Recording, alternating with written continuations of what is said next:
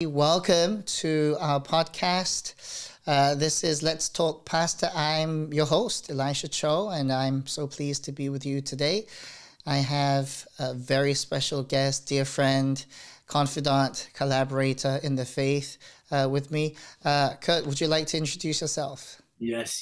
Thank you for having me on here again, Elisha. I appreciate you. My name's Kurt Gerald. I am a pastor down at North Street Nazarene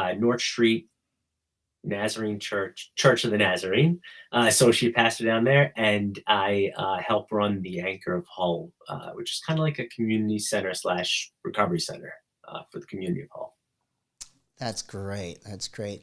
Well, Pastor Kurt has been on this podcast before, and a couple of weeks ago, he came out to visit us in Danvers, Massachusetts. Yeah. He led sharing a passionate message, and I'll try to leave the link down below for you later. And it was a wonderful Yeah. time. And today we just want to with you, Mm. dream with you, envision with you what God has laid on our hearts in terms of a specific kind of ministry or an outlet. Mm. And that's where we want to go. And if you want to chime in, please feel free to leave a chat and we'll try to interact with you as well. But nonetheless, Kurt, you want to kind of share with us what's been going Yeah. on? Share with Yeah. us. Yeah. Yeah. Absolutely. So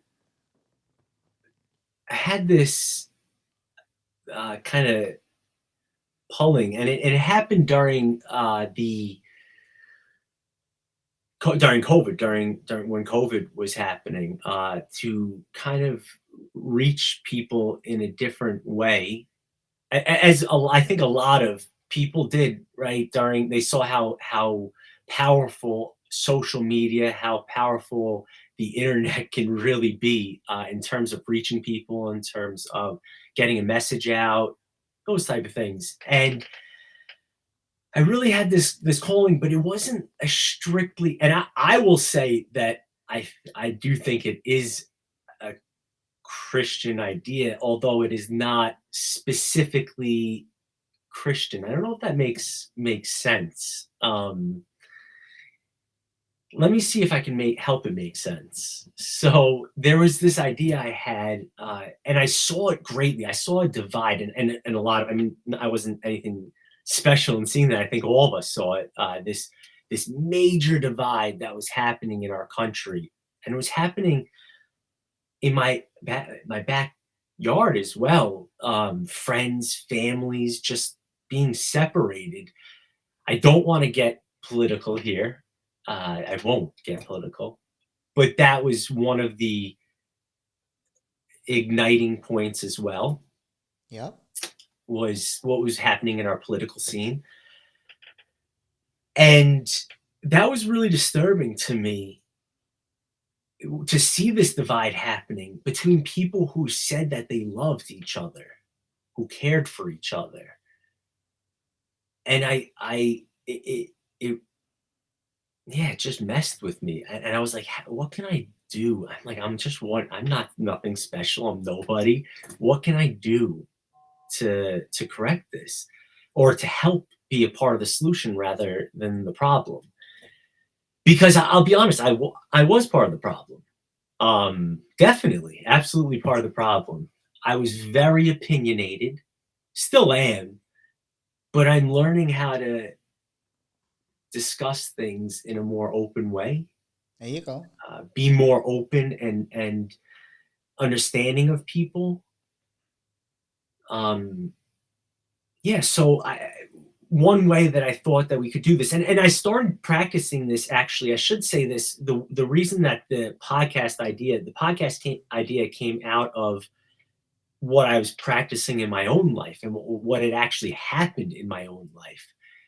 I'll actually tell a little. Can I tell a quick story? Just a Oh, little yeah. story Oh, about what had happened. go for So it. I was in my office one night, probably around 6, 7 p.m. after a day full of meetings and running around and tired. Probably wasn't doing my self care at the best at this time either. Mm-hmm. And what happened was this gentleman came into my office and started to and he was a very opinionated person, much like myself. And especially at that time, I was very boisterous, very loud with my opinion. And he came into my office and started to talk to me and bringing up politics. This was probably around when President Trump was running for president. Again, I don't want to get political here. How do I do this without getting political? All right, let's Just just. say, yeah, say it as it is. Say I'll it as say it you as it is. experience it. Yeah. Yeah, it's Okay. totally fine. Yeah, say it as it is. So, all right, this is how I'll do it. I won't say whose side I was rooting for. That's what I'll do. The mystery. Okay, let's Yeah. do that. Let's do that. So there was a gentleman running for office, and actually, I don't know, because the other gentleman was in office already or running for office as well. So I don't know how, I'm not great with this. Anyway, so this kid was in stance of a gentleman of one of the candidates, and I was decidedly against this person. But if I'm just being honest, I'm really against politics altogether. I had this. I have this, and I need to correct this also because not all politicians are bad, right? I had this feeling of like I just don't like politicians. If you've gotten that far in the game, you have bodies in your closet, right? That's just how I felt. And so I really wasn't in stance for one or the other. I just didn't like one of them. And so this gentleman was for this individual. And so I was just asking him questions. I was tired. And I was like, I asked him a question. I was like, how can you, as a person who claims to be of love, support somebody who stands on X, Y, and Z? And again, like this could be said about both candidates. So Oh, I sure, know you're sure. probably thinking it's one, but it could be said about both or Sure, all. sure, sure. Um, so, and that's what I said to him. And their response back to me was, well, this candidate does, and their people does X, Y, and Z. And then I came back with another question like, no, no, no, but can you answer this question? And he kept deflecting uh, to and not answering my specific question and deflecting to what the other party was doing. Right, right. And I I don't know if I should say that. Well, I chased him out of my office, Okay, literally, okay. um, into his car. Disagreements happen.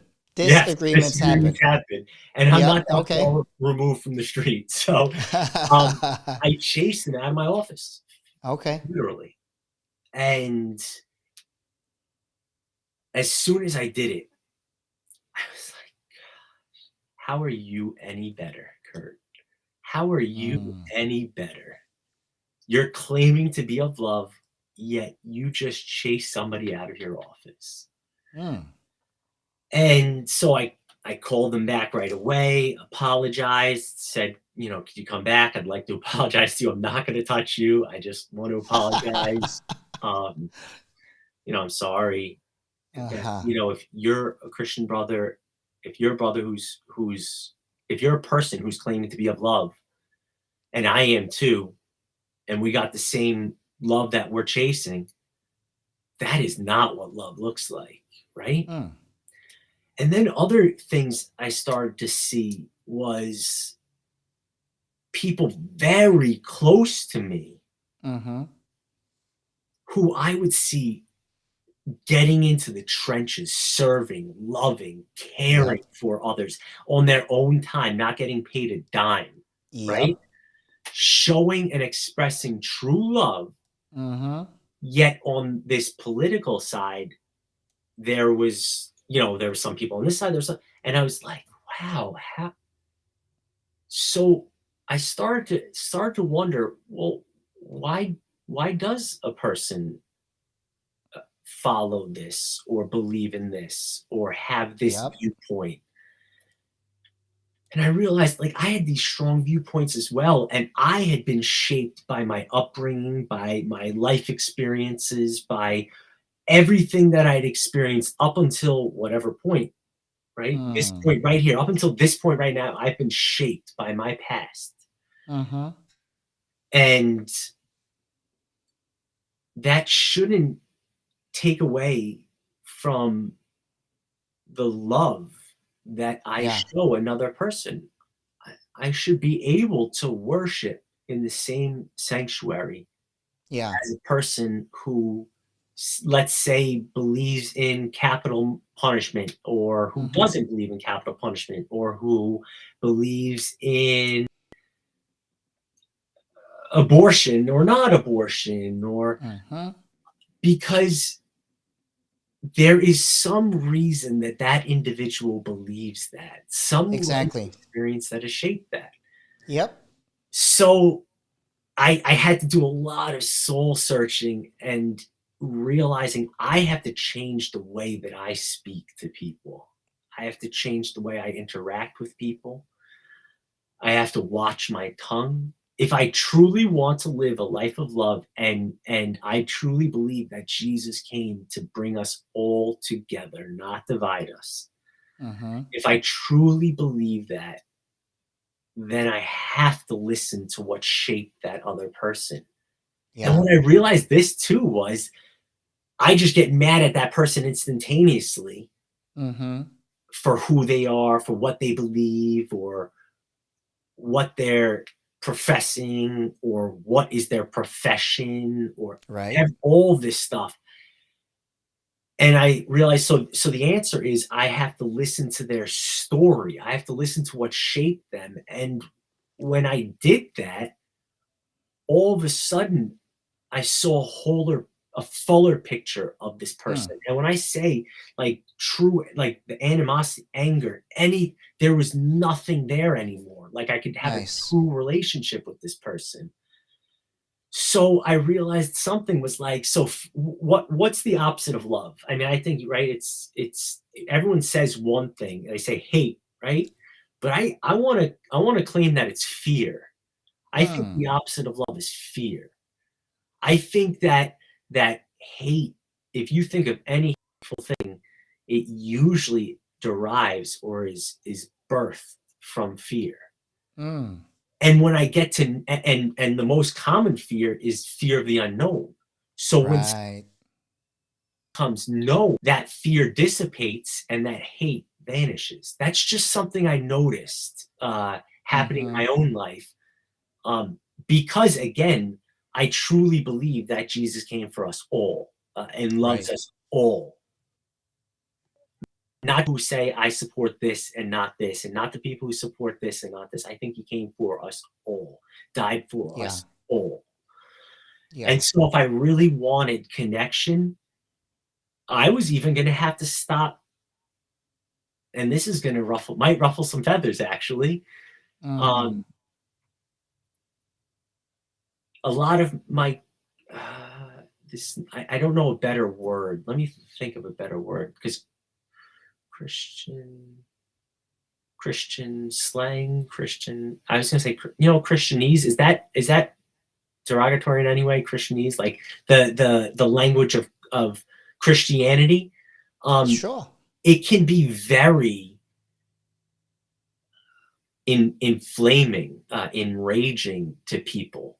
It can be triggering sometimes for Triggering. That's people with the word. trauma. Yeah. Triggering. Yes, from past traumas, right? Exactly. Yep. And so, if I truly want to enter into a loving relationship with this person, I may have to hold some of my beliefs, not or rephrase the way I said things. So I used to be like, this is the way. Jesus is the only way. You say anything else, I don't want to hear it. You're wrong. Blah, blah, blah. Like that type of very like dead sense. And do I still believe that Jesus is the way? Yeah, I do. Um, but and this also stems, wow, now actually thinking about it, stems from experience in two very different churches where I was in a very conservative church. Again, nothing against the conservative church. I think there's so much to be learned. Um, and then going to an extremely probably liberal church. The way things were done, um, I saw where at my first church, I was just trying to get people to say the name Jesus. And do I want people to enter into a relationship with Christ? Absolutely, man. Absolutely.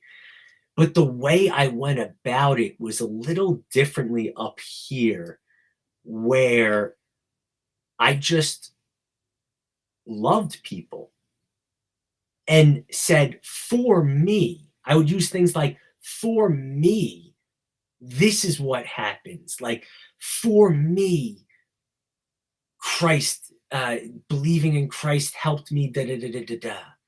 Mm. For me, this Mm-hmm. scripture means. Now, don't take this. I'm not trying to, I'm just saying, for me, this is what this scripture did for me, Mm-hmm. and transformed my heart in a certain way. Mm-hmm. And so I just had to change the way I spoke, the way I interact with people, especially in our current context, right? And I was just knowing my context also in New England, in a, a highly an area that the church has done some damage, Hmm. if I'm just being honest. Hmm. And so there's a lot of church trauma up here, I Yeah. noticed. And maybe I'm going about it a roundabout way, but there was a quote that is often attributed to, I believe it's Saint Francis Assisi. Is it Assisi? Saint Of Francis Assisi. of Mm-hmm. Assisi. Mm-hmm. Um, Preach the gospel always and use words when necessary. Right. I think that's the quote. Yep.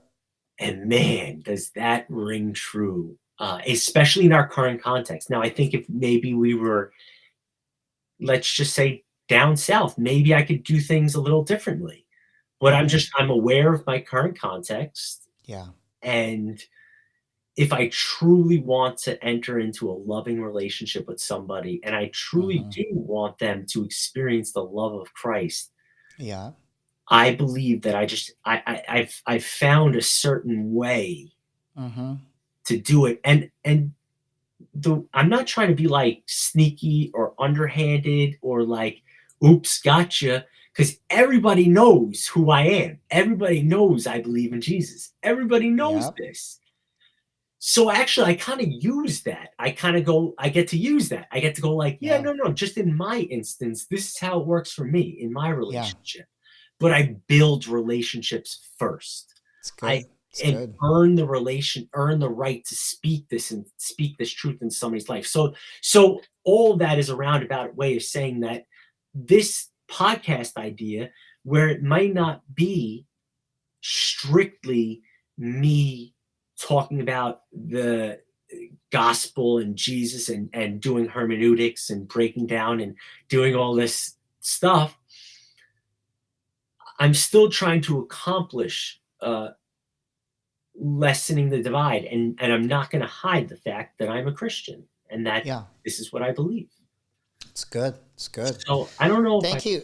Thank you for wonderful. sharing. Yeah. So I'm hearing a couple of things that I want to contribute to, and I'm hearing your experience of the divide, Mm, especially in the past, couple of years, and especially when politics comes into the picture or any, religion comes into the picture, there's always going to be people with opinions mhm, and it's like two different worldviews collide mm. and there's going to be friction.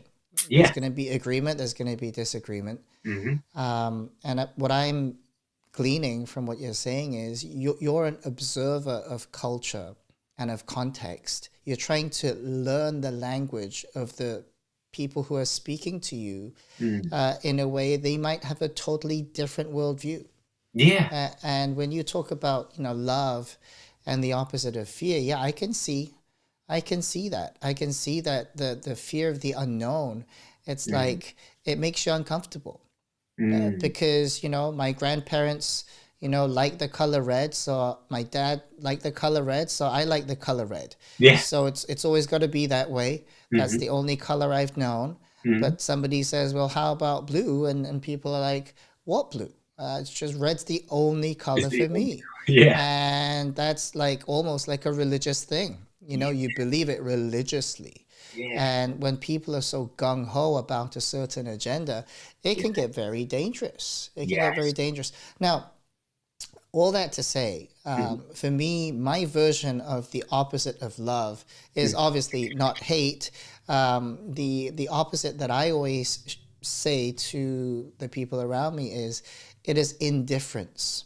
And Ooh, the reason why I say indifference is okay. if somebody hates you, Mhm. that means at least they're talking to you, they're thinking about you, they're upset at you, they're angry at you, they at least have some kind of attention towards you. Yeah. Yeah, yeah. So that's not the opposite of love. If they completely cut you off and they Mm. are indifferent, they just don't, that person who was kicked out of your office, they Mm. never come back, they don't respond to your call or text, that can be difficult. Yeah. But if they choose to return and have more conversations, then there's hope.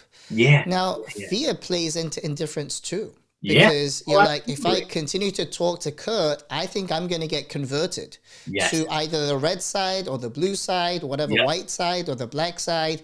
Yep. And so I just don't want to, and indifference can really separate relationships. But if Yes. somebody is upset at you, and I'm talking to all the husbands out there, if somebody is upset at you, that means there's still hope for love because at least they're talking to you, Yep. right? That's true. And for me, what I'm learning and growing from is I'm trying to learn the culture as well. I'm an observer of culture. I'm listening. I'm learning. I'm gleaning.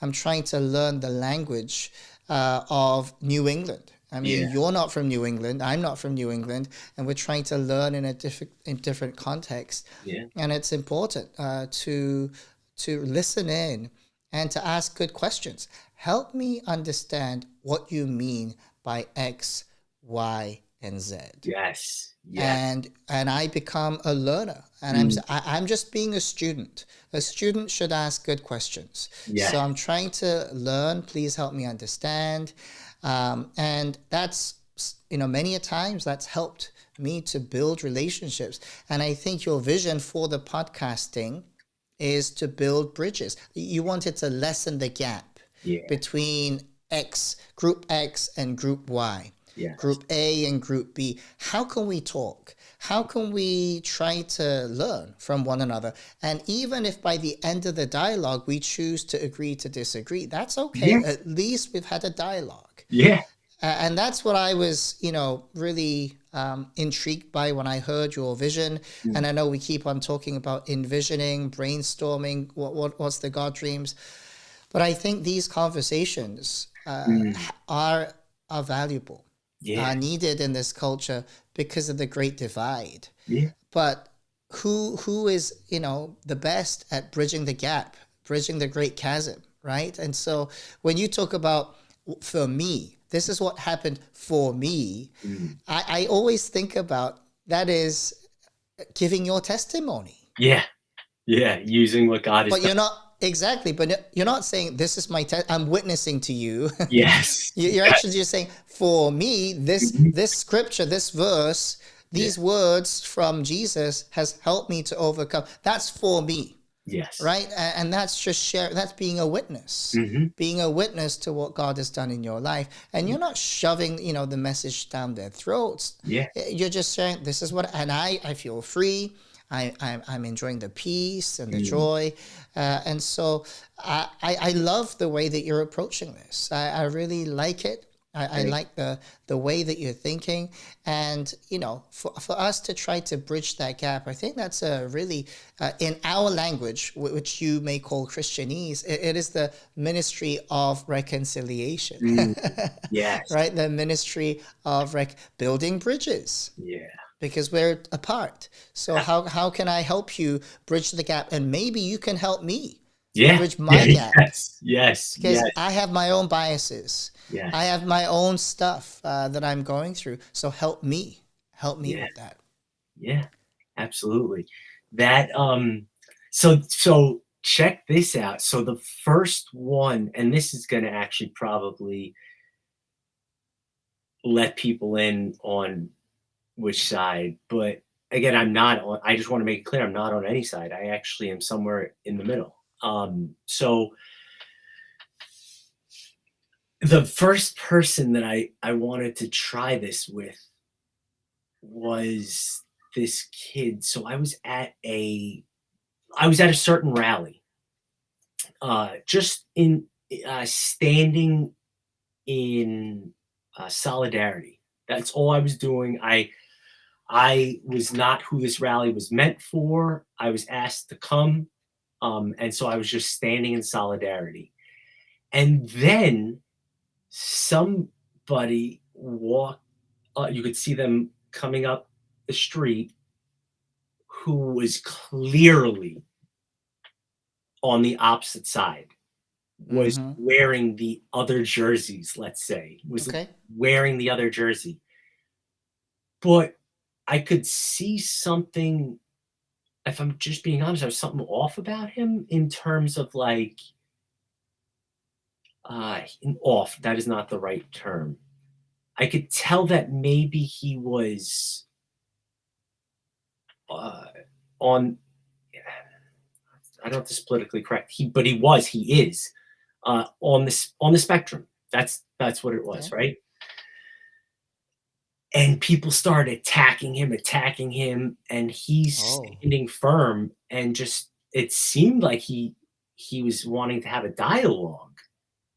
And I actually started to feel some like sympathy for him. And then when I started asking people in the town about who this person was, and they were saying, "Oh, this kid is the most loving kid. He's such a nice kid.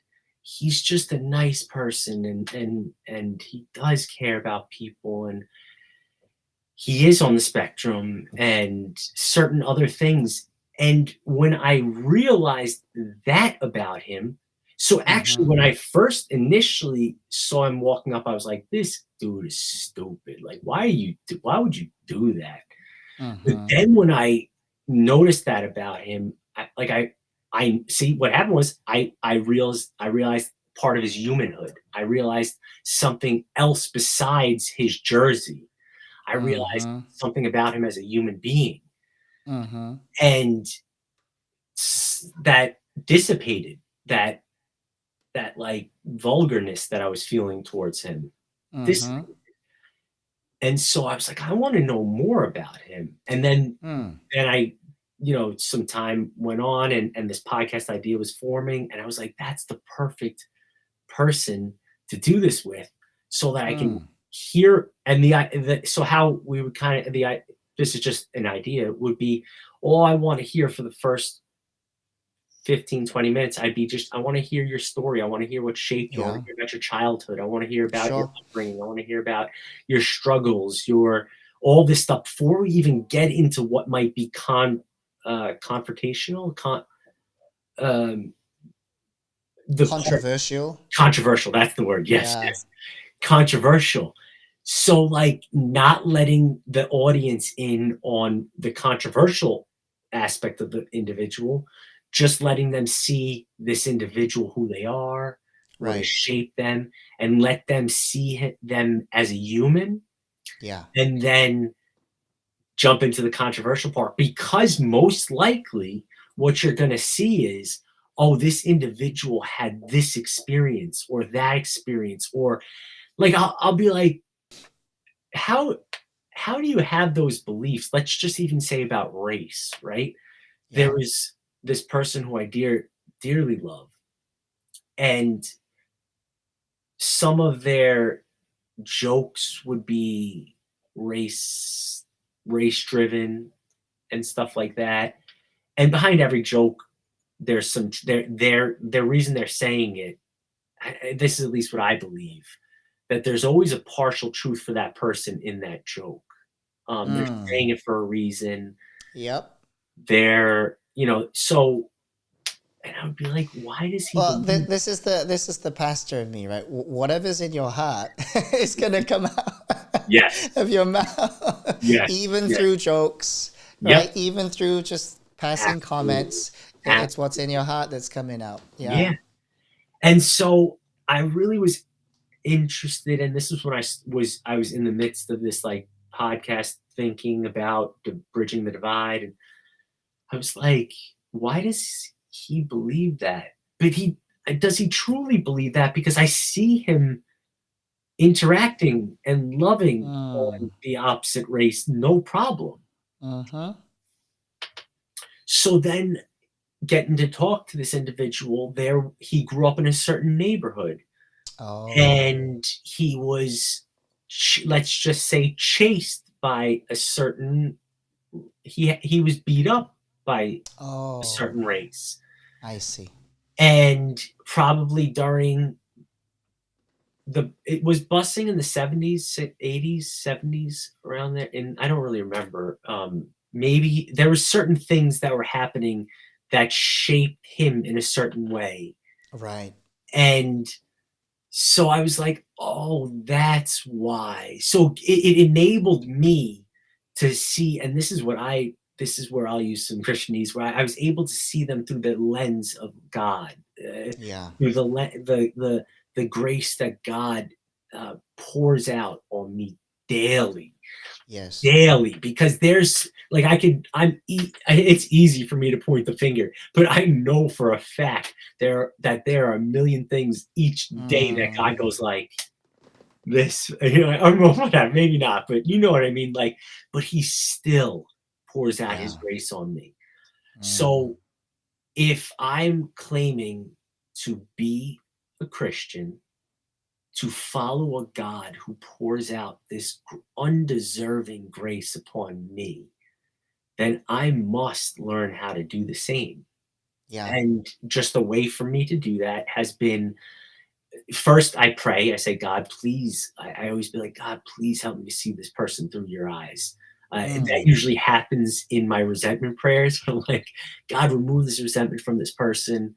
Help me to see them through your eyes. Help me to give them everything you've given me. But I do pray that, like, help me to see them through your eyes. Mm. And that has been a major gift, that it's not of me, because again, Yeah. what I want to do is be like, get out of my face, you're annoying the hell out of me. You know what I mean? Sorry. No, I But hear you. And for you to think about how God is extending his grace to us, I think that's key in that situation, in any situation where we feel upset at the agenda.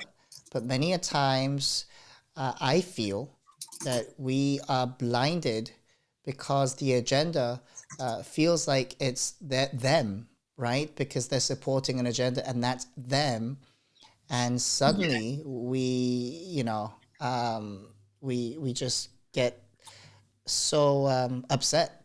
yeah, We get so upset about it. yes, So for me, as I'm hearing the vision of bridging the gap and whatnot, I'm encouraged.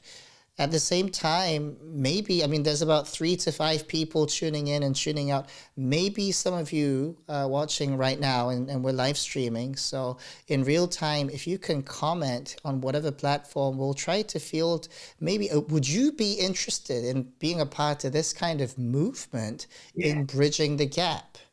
Would yes, you be interested? Would you be interested in hearing conversations with people who are, of different ethnicity, different backgrounds, different education levels, different religions, and trying to bridge the gap? Because in that conversation, in that time of dialogue, there could be something that can spark that, because we want to share the love of Christ in the most winsome way possible, right? In the most winsome way, and that's what Jesus did Mm, during his ministry on earth.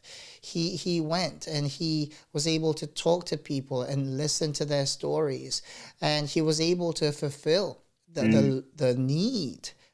If it was hunger, if it was a sickness, somebody bound to demons, mm. Jesus was able to minister in that kind of way. And it opens up opportunities. And I Yes. like using this phrase. I like using the phrase of it adds value to them. No Yes. matter who they are, no matter what they've done, I would love to add value to your life, even if it's a word that's spoken, or just a smile, or it's just an opportunity for you to be known. You are seen, and I hear you. Your story matters, and your narrative is not done yet, right? Yes. There is still hope for you. All of these things. Mm, It can help people. It can add value to their lives. I want nothing in return. I'm not asking for your money. mm. But in that podcast, in that type of connection, we're able to connect. So if any of you, watching right now, listening right now, would you be, willing to be a part of that kind of Yeah. movement where we connect people? And then hopefully by the grace of God that they can be connected to the source of life, Mm, who is Jesus, who is mm. Jesus.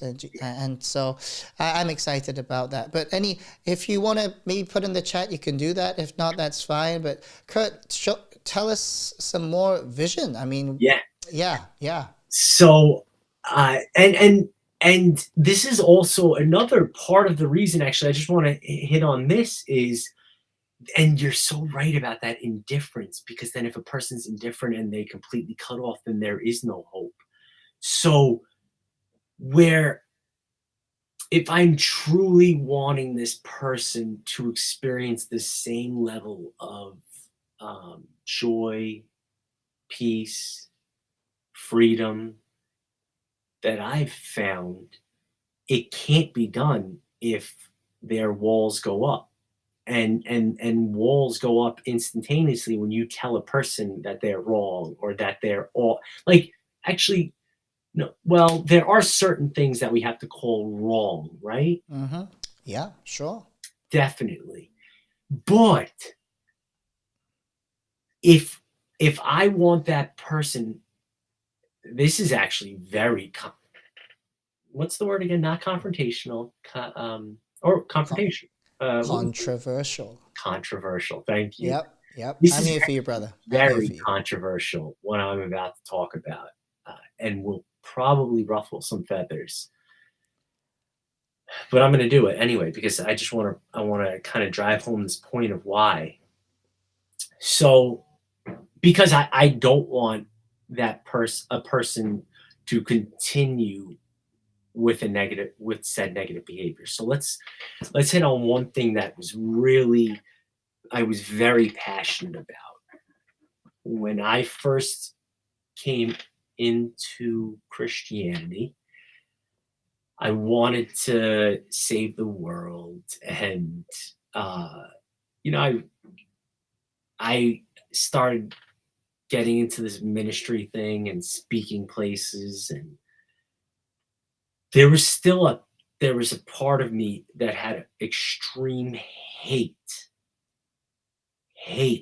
inside for a certain people group, and that is, let's just say, predators. uh, I hated predators. And the funny thing is, when I look back on my past and who I was a predator too, in a certain light, right? I used and sold drugs. I used and abused people. I sold people drugs. That's taking advantage of somebody's weak like that. I was a predator also. So that was kind of how I was able to bridge the gap with this people group. So uh and I'm not fully where I want to be yet with it, but I think God has healed me or helped me to see certain things. Because ultimately, if you want most predatory, most predatory behavior usually comes from somebody who has been taken advantage of themselves at one Right. point, and it Yes. is coming from trauma. Right.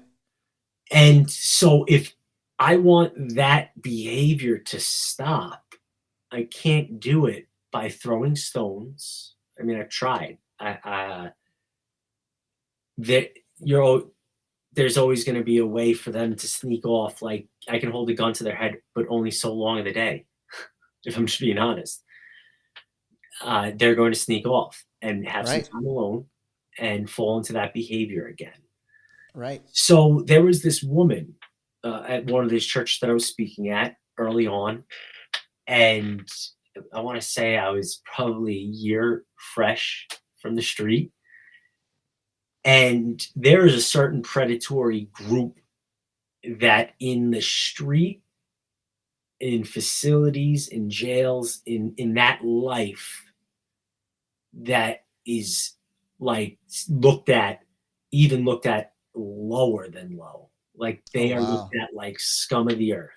Yep. Um, and the behavior, I don't know if I should say that.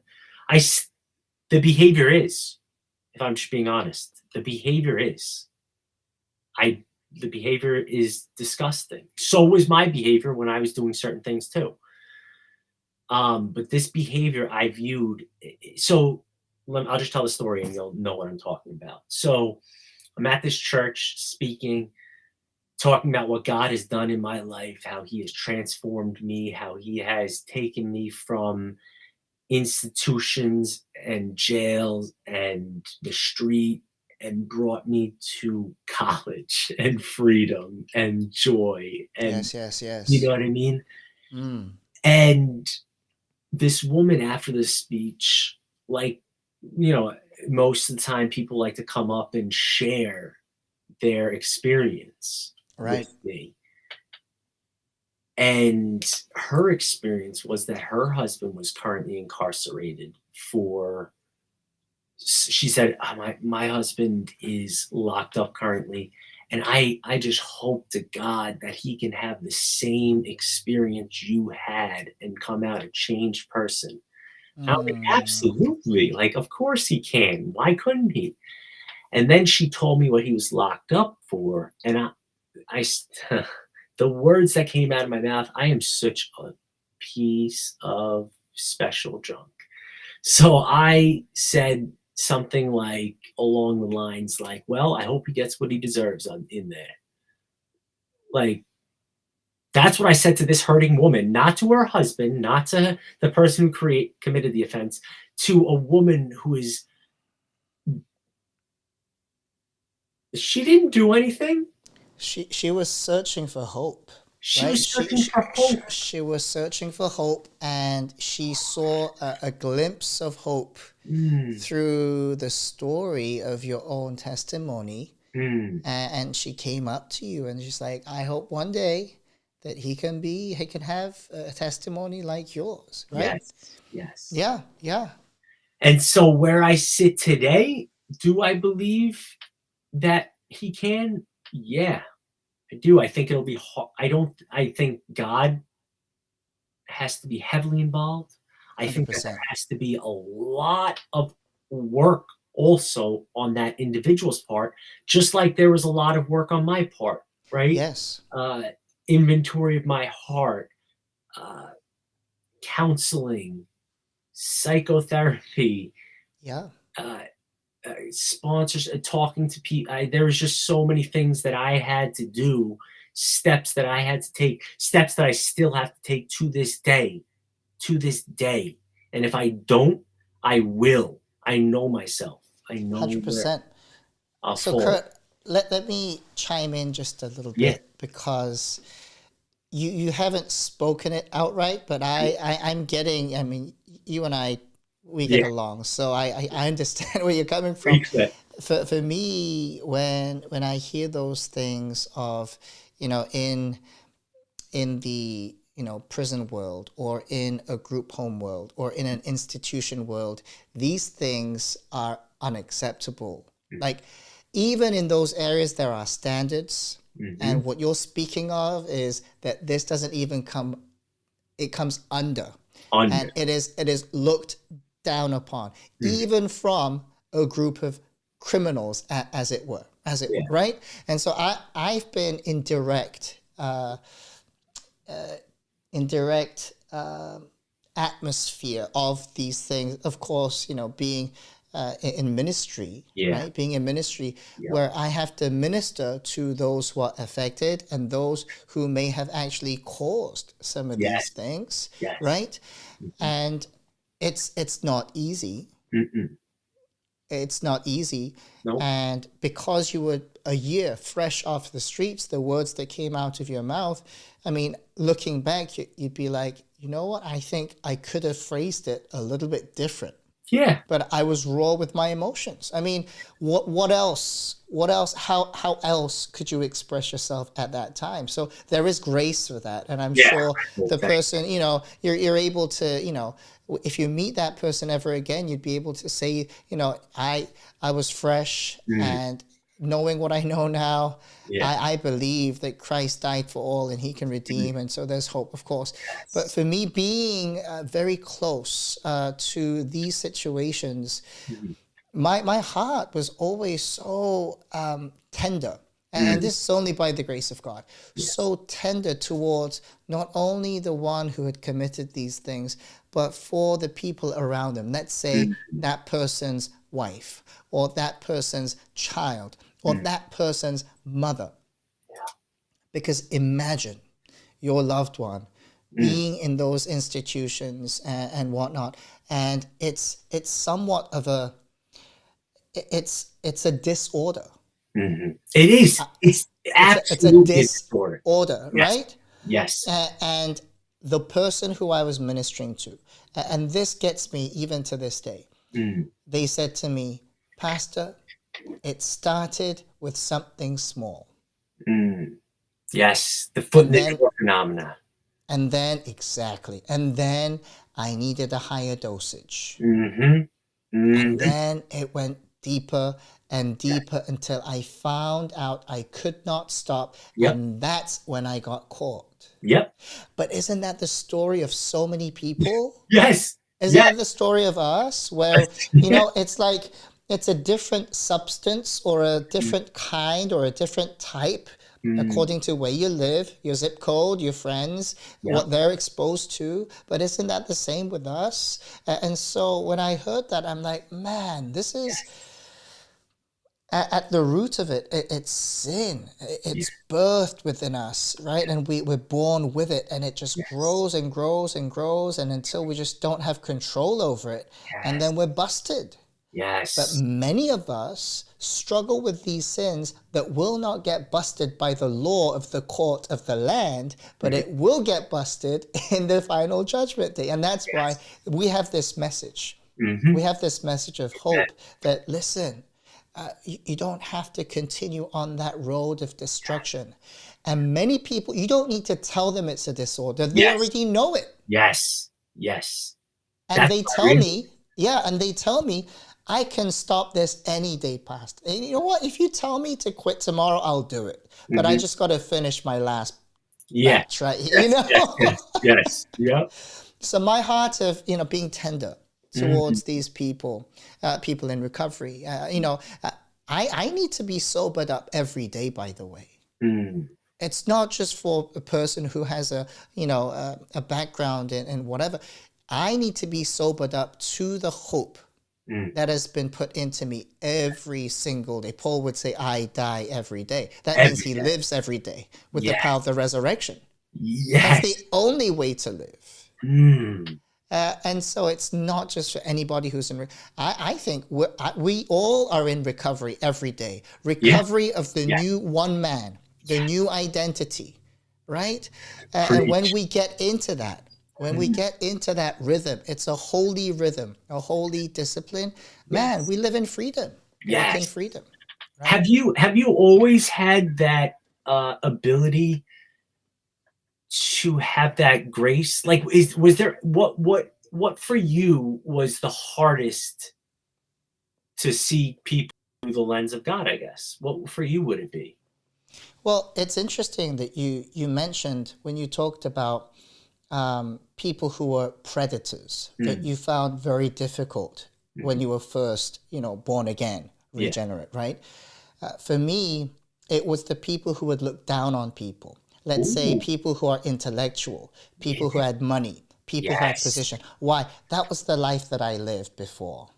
That was the pride of sin that I suffered, and I needed to get out of that, repent of that, because I Mm, lived under a facade that if I'm intellectual, if I'm brainy, if mhm. I have enough money, if I have enough power, then I can look down on people, I can Mm, oppress them. I was that person. I was that person. And those are the people that I found very difficult to embrace at yeah, the beginning. yeah.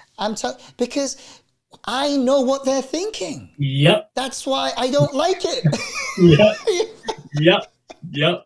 It was Absolutely. mind blowing. So Yeah, when you talk about, yeah, I didn't like these kind of people, I'm like, yep, I know it because yeah. it's probably the life that you had lived, and it was the Yeah. same for me. Check this out. So for me, it was some of social so I had been taught like this is the lowest of the low. And I think part of me also thought like that is the lowest of the low. But you know where I actually started to find some grace, interesting enough. Actually, you know what? Check this out. Was when so we were just different types of predators. Right. They were preying on youth and Yep. people who can't Yep. stand up for themselves. And I was preying on the vulnerable too, just in a different way, like uh, people who are struggling with addictions and stuff like that. So Mm-hmm. Mm-hmm. um, that's actually where was able to see. I was able to see. Oh man, like God gave me. So when you said the disorder, that was the other thing. Like I have this disorder that is a disorder as well. It is in the DSM-4 or 5 or whatever. It is in there. Oh Um, wow, it is, huh? it is in Okay. there. And Okay. so it is a disorder. It is a sickness, if I want, Mm, sickness. And if I got healed and didn't deserve, if I got the grace of God poured out on me, yeah. why why would I expect any less for them? And Right. how else do I expect them to change and not hurt anyone else? Mm-hmm. Do you know what I mean? So there was something like I was Yes, able. that connection. Yeah, yeah, yeah. But And that's the grace itself, I believe, for you be able to see, because that's what happened to me. ooh, I began to see through my mentor, through those who love me, mhm, that God's unconditional love was flowing to me mm, when I had looked down on them. yeah. Just to be Ooh, honest with you. yes, yes, yes, yes. I hear you. I Just to hear be you. honest with you. And that's where you see it, right? And I'm like, hold on. Yeah. I don't deserve to be loved like this. I don't deserve this Mm, kind of forgiveness. And yes, yet God's giving it to me through these yes. people that I'm looking down upon. What in the world is going on? Mm, I'm wrong. yes. I'm deceitful. I, Mm, I'm destined for doom. I'm a yes, sinner, right? yes. What a wretched sinner I Oof. was. And when that came to light, and I believe that's prevenient grace, Yeah. where God's grace was really, wooing me and reaching my heart and tenderizing my heart Mm, to the point where I became very humbled. mm. That God's love humbled me. Did And I had to anyone call repent. you? Yeah. Oh, sorry. No, go ahead. Did anyone call you out on the behavior by any chance? Yes. My mentor. And so how when you say when they got caught, we often look at that like the end of things. And yes, you know what? Maybe it is. And so a new beginning could happen, right? Right. So Right. the that getting caught is always a blessing. It is. It's like Yeah. you don't see it at the time. You're like, oh man, what are you talking about? It hurts so much. But it's such a So blessing. you use the word you got caught, Mm, but I use the word I got found. yes, I got found I out. like it. Yes. Yes, the, yes. the, the real me, that Mm, prideful person, yes. comparing myself like, okay, which university did you go to? Because I went to Mm, a really good one. yeah, So yeah. that means you're lower, Yes. right? Yes. Like, it's wicked, I'm telling you. Mm, It just came I out should of have. Yeah. low self-esteem. It came out of Mm, brokenness. It came yes, out of hurt. It came yes, out of just being a small man. I mean, I preached on this past. I was a small man mm, until God found me, and yes, He's maturing me into the man of God that He's called me to yes, be. But yes. when I got called out, it hurt. Yeah. And I wanted to deny it. I Yep. wanted to run away. I Yep. wanted to fight it. I wanted to do everything in the book. And come find out, that there's no reason for me to do that. All I need Mm, to do is repent and say, yes. that was the boulder that was actually crushing me. That was the boulder that was crushing me all this Mm, time. God has come. yes. Jesus has come. Yes. Holy Spirit has come to help me unload this boulder. Mm, And that's called freedom, isn't it? yeah. And all I needed to do was, I confess. Yeah. I confess that. I repent of that. I'm so sorry. I'm messed up. Mm. Thank you You know, for finding me out, right? and that's the start. That's like the starting point. And so I told you this actually before we got on here, and I'm gonna do it now. And the reason I'm gonna do this right now is because I think that when I do this, it's gonna have even more people holding me accountable. Um, Mm, and I can get better. But 2 days ago, and I'm over here thinking like I'm doing good and I'm saving people and doing a lot for people. And I got called out on something that really broke mm, my heart, big time. Um, and the reason I'm doing this right now is, and I think maybe our next time we gather, we can talk about character forming and what we do to. sure. I think that'd be an awesome, awesome conversation with you because you're so open and honest, which I love. Um, so yeah, I've been doing. Yeah, we could talk about what Kurt is doing, but really what God is just doing through me. But my my wife, um, I won't. You know what? I won't. I'll just say I've not been being the best husband, the best father. Um, yeah, any of it.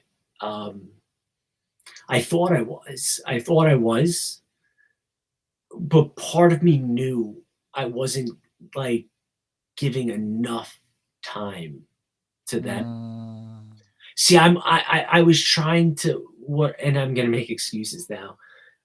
What I was trying to do was try to build up, because I think if I work hard enough, then maybe I'll be able to take some vacation time, and then or I'll be able to build something to where like I will eventually get to spend time with them. And these they're probably those ideas are probably true, but nonetheless, I was still not I s- and nothing has changed. Well, I would like to say in the last 2 days some things have changed. I'm trying to hear what my wife said to me. It hurt. When I tell you it hurt, man, it was like a knife to my heart because like mm, um yeah, because like who are you if your own house isn't right? Like who are you if like you could be out saving the world, but your own house is not right? Like where are mm, you then? What if your kids grow up without a dad? Like I mm, like to think like oh I'm this amazing father who I care for my children and I do this that and the third.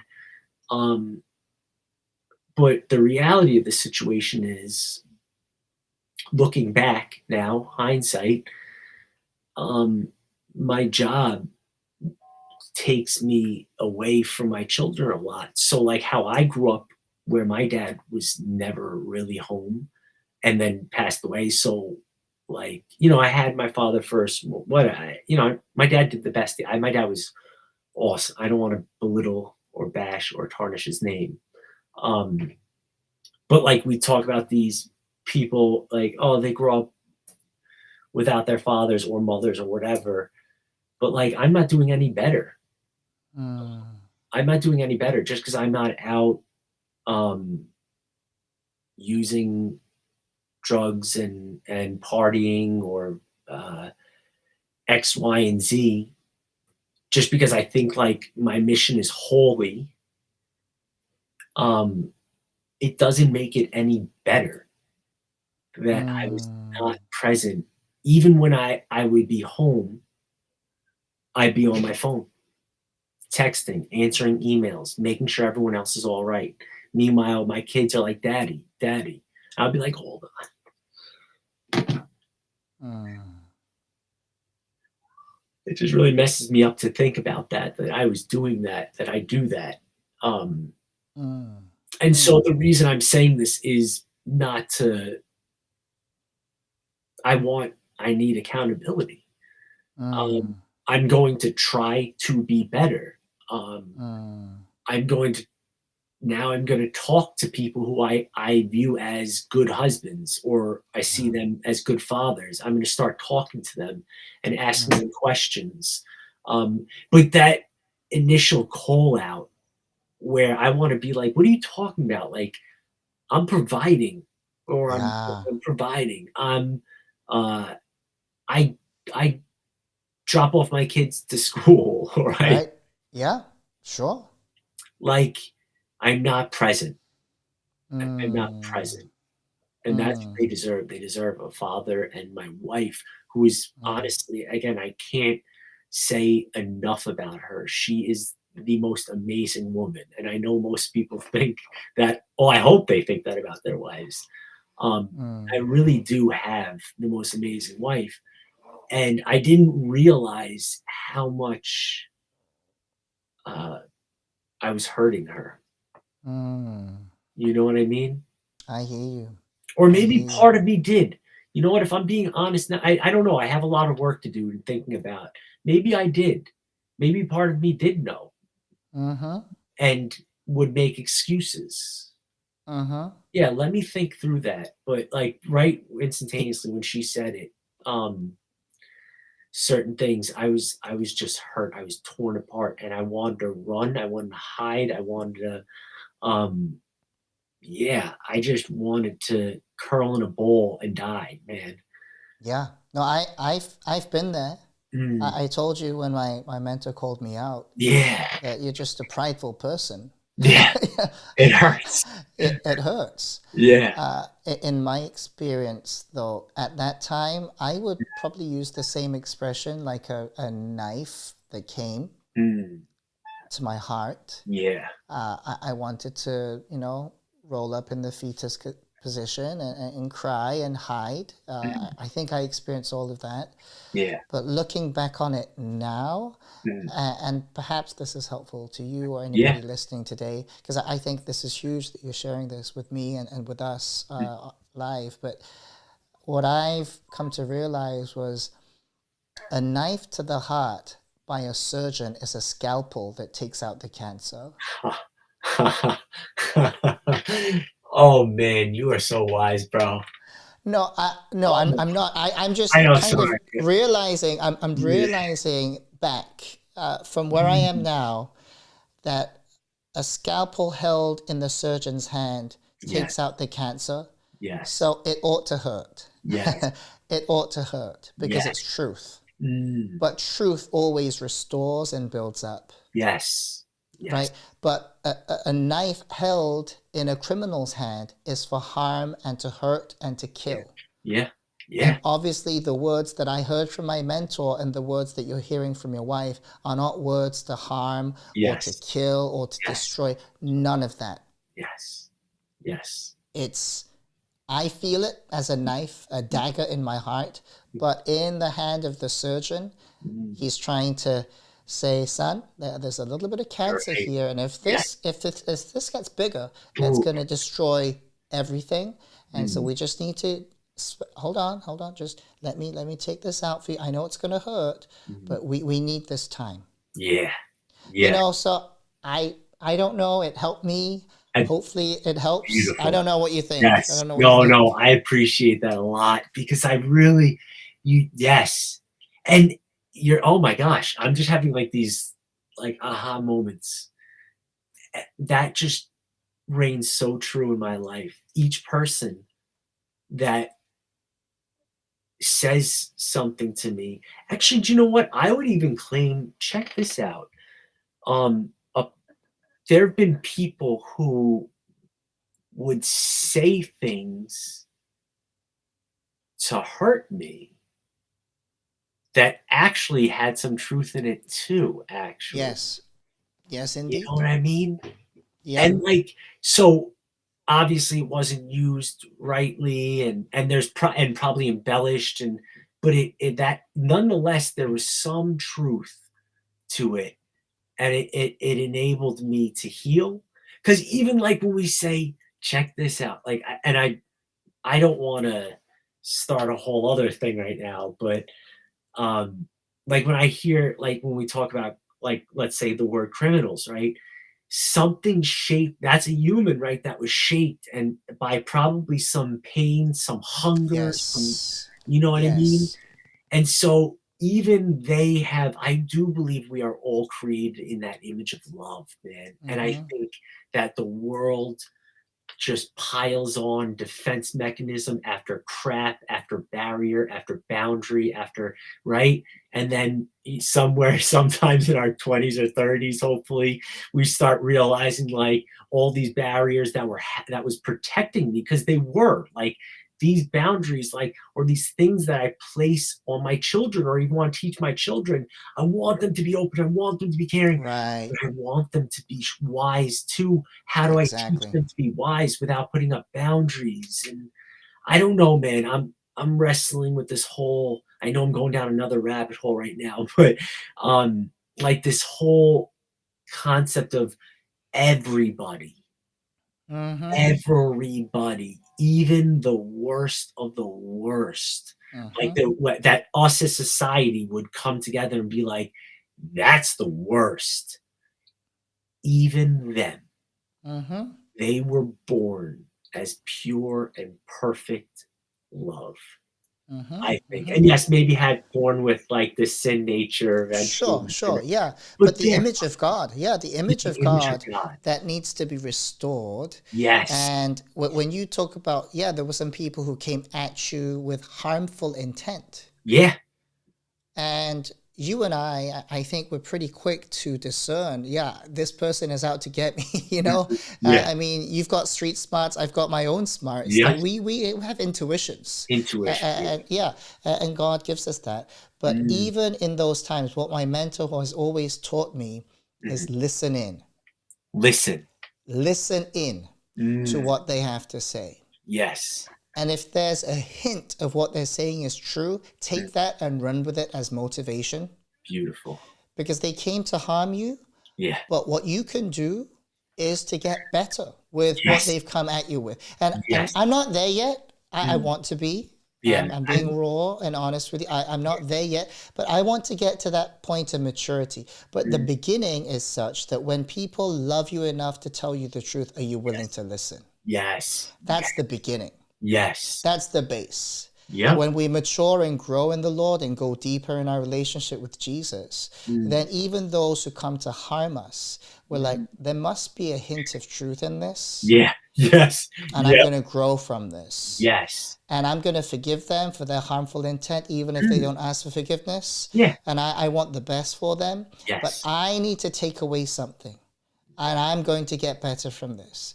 That's where I want to be. And like Mm. you said, maybe that's another theme for another day Yeah. that we can talk about, you know, character, our character becoming more like Jesus and growing in maturity and all of that. Yeah. But let's circle back and summarize this vision for coming back, right? Yeah. Coming to the vision of this bridging the gap ministry, media, Let's dream big. What can be what's the unreachable goal? I guess. I mean, let's just dream together. What could it be? So the dream, the end dream, I would love to be, and I don't know if I'm prepared yet for that, and I'm sure God will prepare me. Um, and the reason I'm about to say what I'm about to say is not because I want to be famous. Actually, what I've realized now is I don't want to be famous. Because I'll put it like this, actually, because I'm afraid of, like, I have been open and honest about my past and things like that. But do you know what I'm afraid of? I'm afraid of the person that I hurt in the past that I forgot and have not made amends with, or afraid of, like, this. That's just me being real. Like, I'm like No, afraid no, of, I hear you. I hear you, 100%. you I know. hear you because sometimes I think like that too. Mm, Because I've hurt many people in my own life, yeah. and I've tried to make amends. I've tried Mm, to reach out. Some of them I've sent emails to. There's yeah. no response. I've tried the best I could do, the Yeah. best I could do. Yeah. And it's not about becoming famous and popular. No, It, no, no. it's really we're trying to That's reach it. people, right? Yes. Reach people. That's what we're trying to do. But sometimes, maybe one of the things that you just about was, what about that person that, and then I would actually twist it. It would be a gift because then I get a chance to make amends, right? Yes. I Just twist just it. thought you and me, Yeah. man. Yeah, there you go. Because Yeah. that's what I was thinking. Yeah. So if that's God's plan, Mm. if that's in God's plan, He'll make it happen. Yeah.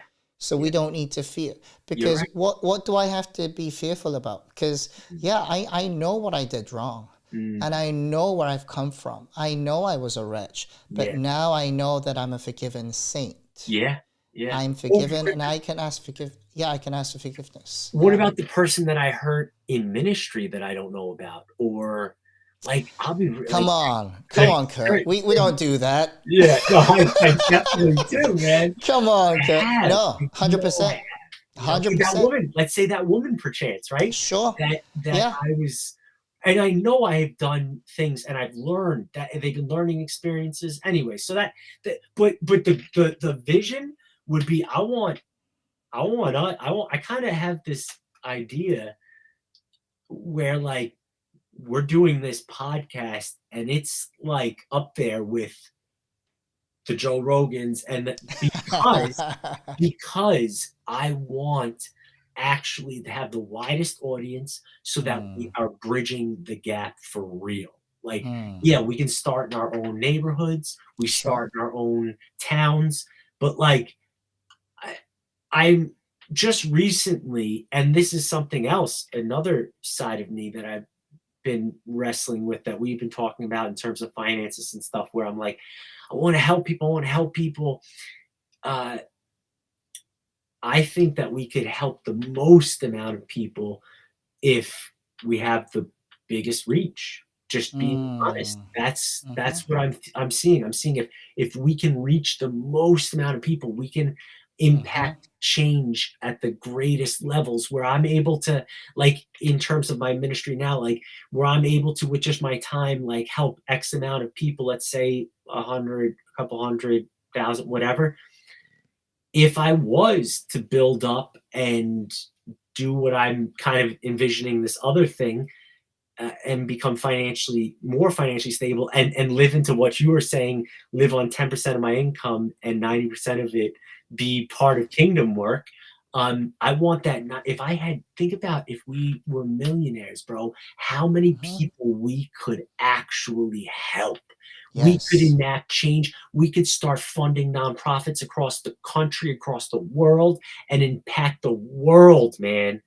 Like, where we, Amen. I just feel like I've been dreaming so small, and God has been like nudging me and nudging me and nudging Mm. me, like, and I've been Mm. like, no, I'm not that guy. I can't. There's no way. Like, who Mm. am I? There's no way. Like, I'm a piece of crap junk. Like, no. And like, I truly think that there's a reason why God has placed certain things on my heart, on our hearts, right? And where we're Mm. communicating.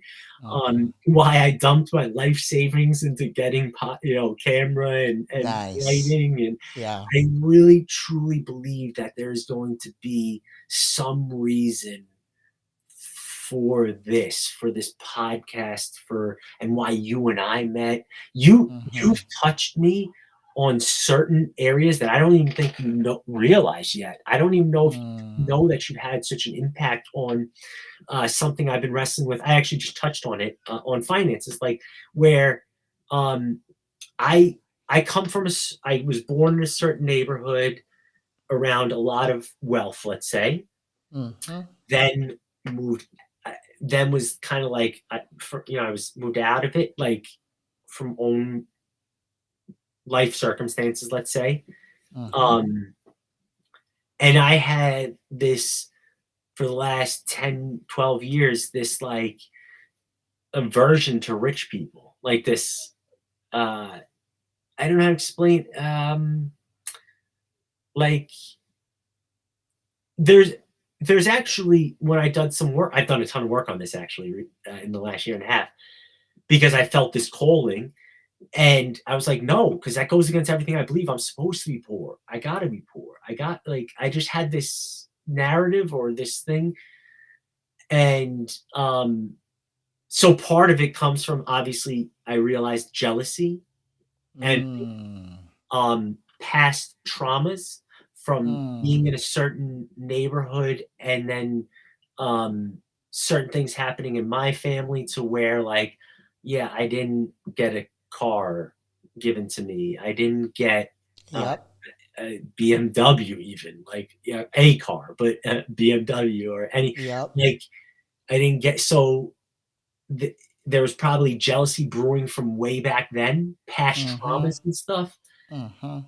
and um and misconceptions, and just being doing blanket casting on people, like all rich people are evil. Like, they're not. Mm. I know so many good rich people, so Yep. many. Do you know the reason there is one couple, there's two couples, but one couple right now, oh, there's three couples. Whatever. I'm just gonna speak about this one couple because but there's a couple of couples who have kept the anchor doors open, Wow. So good. and they God don't bless want them. any God bless them. recognition. Mm. No recognition. Doesn't Mm. even want their names involved.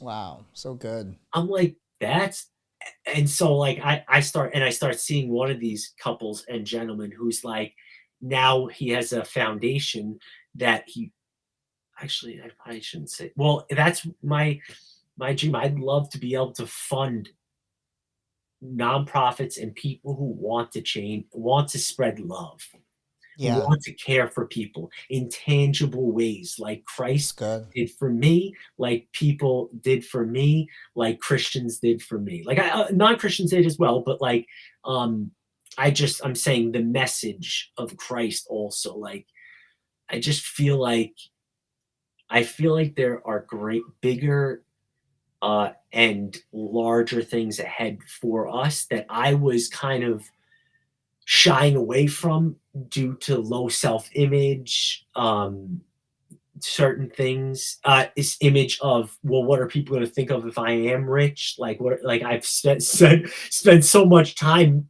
like, kind of like saying I'm one of the people, like, certain my group of people. And um so I don't know, I had a lot of that doubt, but you helped me so much with that one phrase, saying, live on 10% of my income and 90% of that for kingdom work. And I truly, truly, I am running with that. I am running Amen. with that. I know it's going to happen.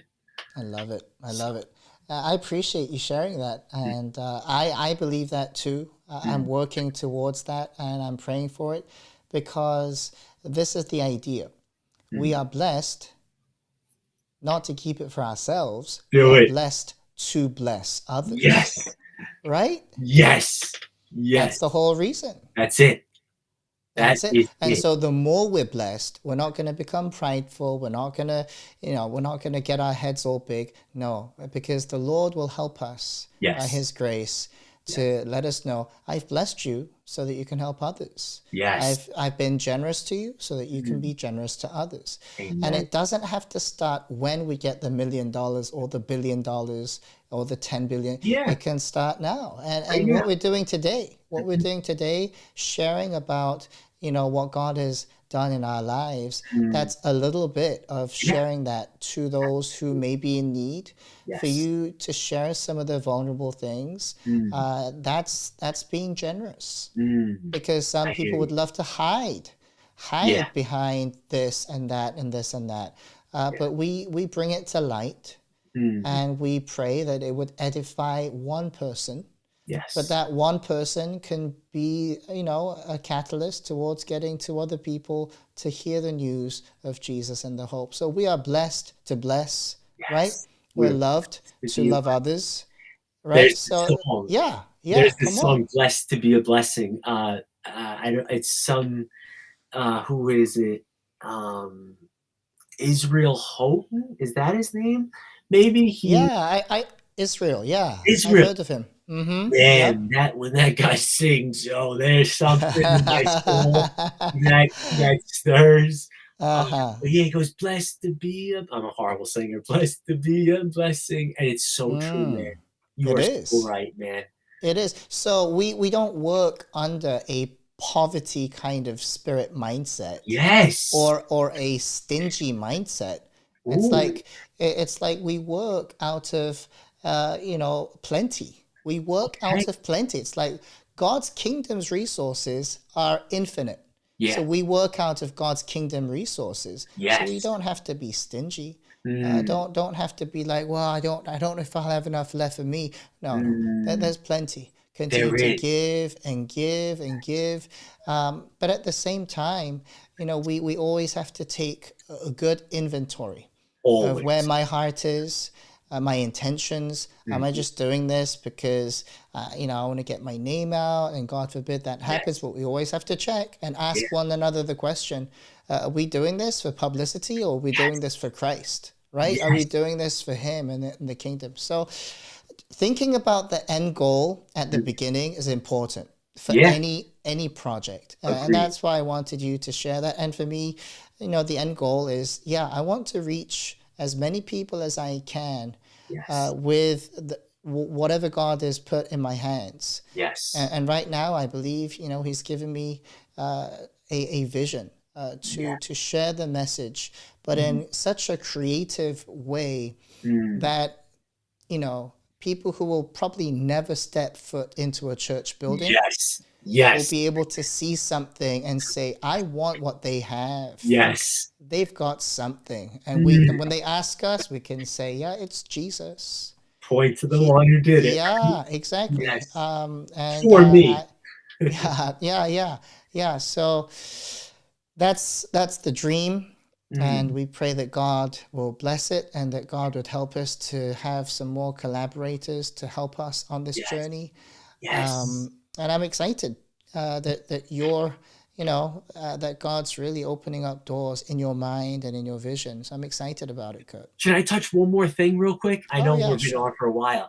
Um, so what I realized is this also, and it's ringing so true in these days. And if I look back, it was true then, throughout my whole walk, is this: I can't do it alone, and I think that Jesus very intentionally, even thinking about in terms of discipleship, I think he very intentionally sent people out in pairs. There is a reason I think for that, and it's what is ringing true in my right now is like, so in this between you and then between me and let's say Jeremy, me and this and my boy Derek right now, that and my boy Andy, but my boy Derek, who we're dreaming up a vision also right now. Um, at the very beginning, we said to each other, like, so me and Derek said this, if you and I continue to dream together and envision, I don't think it has to be said, but I would love to say it with you, that like God's first, the mission is first. What I need you to hold me accountable. When you see me slipping away, when you see me starting to say, oh, like maybe we can step off like just a little, like I need you to call me out. And that's hard. That's very hard because like I know I'd have to do in return. And I don't like doing that. I don't. It's hard. It's awkward. It's uncomfortable. But like I think it's necessary. I've realized I can't do it alone. I always need a partner in whatever I'm doing, and it's to keep me grounded, to keep me grounded in God, in Christ, in love, in what has initially sparked even this idea or this vision or this, the reason for we're doing this into being. Nice. So yeah, I wanted to Nice. say that because I I appreciate feel that that. with you, man. I really do. And Mm. I feel it with my boy Derek, and I felt it, and Mm. I feel it with Jeremy. But like in whatever venture God has placed me in the beginning, I'm like, oh, I could do this, I could do that. But I always feel like I need a partner, and that's the reason why I need it. One of the Mm. reasons. When Mm-hmm. I'm weak, they're strong. I've noticed Sure. that as well. And vice versa. Yeah, vice Yeah, versa. yeah, yeah. Yep. Yep. So That's yeah, good. just I needed. like that approach. I like Yes, that approach. thank you. Well, thank you, Kurt, for sharing your Mm, vision today, and sharing some of your stories. mm. It's always exciting to hear Thank you. what God is dreaming up, cooking up in His people, in His church, and I look forward to continuing this journey. Yeah. And I want to welcome any of those who are watching this today, Mm, that you would pray. And if you want to support us in any kind of way, feel free to leave it in the chat. We'll try to read that and get back to you. And I'm excited for what me God too. has, because this message is so precious that Mm, it needs to be shared with as many people as possible. yes. And we're dreaming big because Yeah. we serve a big God, Yeah. and there is nothing impossible for Him. Mm, Well, thank you everybody for joining us today. And I want to thank Pastor Kurt for joining us as well. And thank you so hopefully much. we'll connect again for Yeah. another episode. Maybe next time we can talk about character building, Yes. how God builds character in us as Mm, leaders, as pastors, as people, as husbands, as fathers, brothers, all of those things. We can talk about that on the next episode. I Well, love that. thank you everybody for joining us. And thank you, Pastor Kurt.